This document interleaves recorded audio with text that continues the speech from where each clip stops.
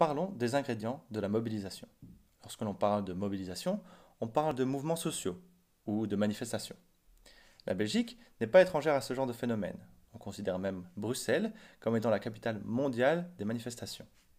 Les ingrédients de la mobilisation varient selon les époques. Au XXe siècle, les combats sont de longue haleine et revendiquent des droits sociaux. On a par exemple la revendication de la sécurité sociale qui aboutira aux alentours des années 1944. On a aussi l'arrêt volontaire de grossesse qui sera accordé aux alentours des années 1990. Cependant, au XXIe siècle, les manifestations prennent une part beaucoup plus politique. Une opposition nette, avec les décisions qui sont prises par l'État et le gouvernement, rassemble les Belges.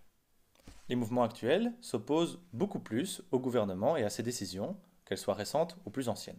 On a par exemple le mouvement des Gilets jaunes, qui s'oppose à 40 ans de gestion néolibérale de l'économie en Belgique. On a aussi le rassemblement de la Marche pour le climat, qui s'oppose directement, cette fois-ci, aux décisions qui sont prises d'un point de vue écologique et qui n'aident pas du tout à la fin du réchauffement climatique. Enfin, plus récemment, les dernières manifestations, elles, étaient en opposition avec les décisions qui étaient prises par le gouvernement en ce qui concerne nos libertés de déplacement et d'exercer notre travail. Un des ingrédients indispensables aux mobilisations plus récentes reste quand même les médias et le relais de l'information. En effet, au plus une mobilisation aura de l'importance, au plus elle sera relayée par les médias et au plus elle fera débat. Du coup, faites attention aux réseaux sociaux. Réfléchissez avant de tweeter.